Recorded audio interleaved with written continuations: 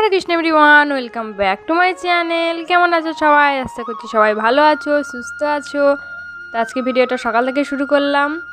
এখন গোপাল সোনার সকালে ভোগ দেওয়া হয়ে গেছে। তো দেখো এখানে দুপুরের ভোগের জন্য রান্না বসিয়ে দিয়েছে। তো এখানে শাক রান্না করা হচ্ছে।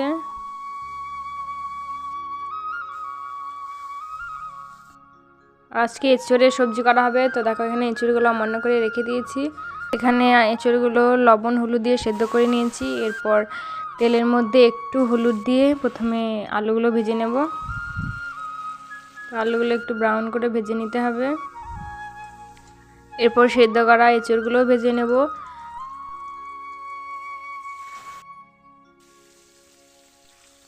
তো এখানে একটু লবণ দিয়ে এঁচড়গুলো ভালো করে ভেজে নেব।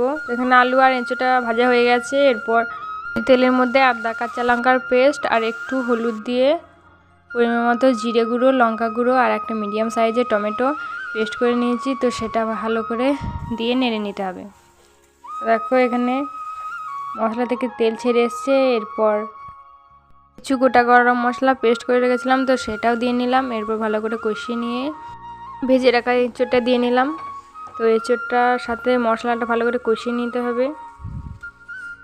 দেখো এখানে কত সুন্দর তেল ছেড়ে এসছে। এরপর ভেজে রাখা আলুগুলো দিয়ে নেব। তারপর আবারও ভালো করে নেড়ে নেব।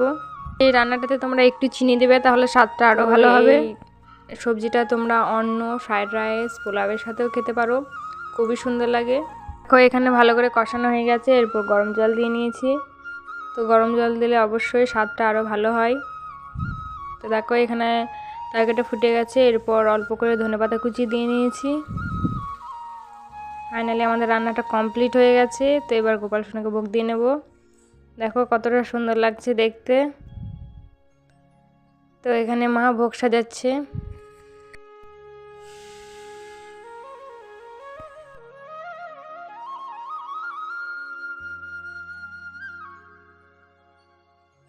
এই যে ভোগ সাজানো হয়ে গেছে। এবার গোপাল সোনাকে ভোগ দিয়ে নেব। তো ভোগ দেওয়া হয়ে গেছে। এখন তোমরা আগে গোপাল সোনার দর্শন করে নাও। তো এটা আবার বিকালে গোপাল সোনাকে পেয়ারা ভোগ দিয়েছিলাম। তো এখন সন্ধ্যা আরতির সময় হয়ে গেছে, তাই আমি সন্ধ্যা আরতি শুরু করেছি। এই যে গোপাল সোনার যে মুকুটটা আর মালাটা পরে আছে, এটা আমার একটা মাসিমণি দিয়েছে। ওরা পুরী গিয়েছিল, তো পুরী থেকে এনে দিয়েছে। কতটা সুন্দর লাগছে বলো গোপাল সোনাকে। এখানে রাতে গোপাল সোনার জন্য রুটি বানানো হচ্ছে। তো আমি বেলে দিচ্ছিলাম আর মা সেঁকে নিচ্ছিল। তো আমি তো ভালো করে বেলতে পারি না, তাও চেষ্টা করছিলাম।